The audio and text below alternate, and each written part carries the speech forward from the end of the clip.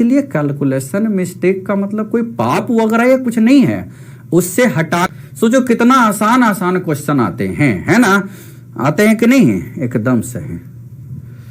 अभी भी गलत ठीक है, थोड़ा सा देखो, आसान क्वेश्चन में होता क्या है, सबसे, हमसे या आपसे कैलकुलेशन मिस्टेक तो देखो कभी भी किसी भी टाइम हो सकता है, क्योंकि हमेशा हमने आपको मोटिवेशन डिमोटिवेशन में यही बताया है कि जो ये पेन होता है, यानी जिससे हम, यानी हाथ अंगुली, जो हमारे हाथ की स्पीड है और जो माइंड की स्पीड है वो मिसमैच करती है।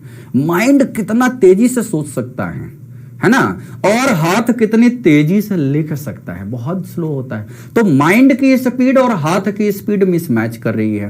आप लिख रहे हो 4th लाइन में, सोच रहे हो 7th लाइन के बारे में, तो हो गया दिक्कत, सोचते सोचते वही अंगुली से लिख दिया जाता है।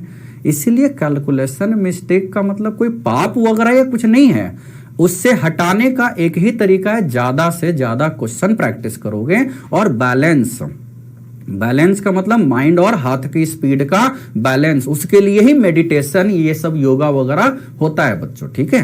तो जरूरी है, अभी आपके पास अच्छा टाइम है तो दिन भर में आधा से 1 घंटा ये भी शुरू कर दो आप। मेडिटेशन, माइंड कंट्रोल बहुत जरूरी है, because you have to control to the peoples. If you want luxury it means you have to control the peoples, है कि नहीं। लग्जरी आप अपने हाथ, दिमाग और पैर की वजह से नहीं ला सकते। कितना काम करोगे, कितना सोचोगे भाई, जब तक कि आपके लिए लोग काम ना करें।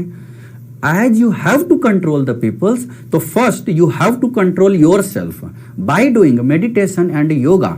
मैं बोलते रहता हूं, मैं करता नहीं हूं, दिमाग खराब रहता है मेरा।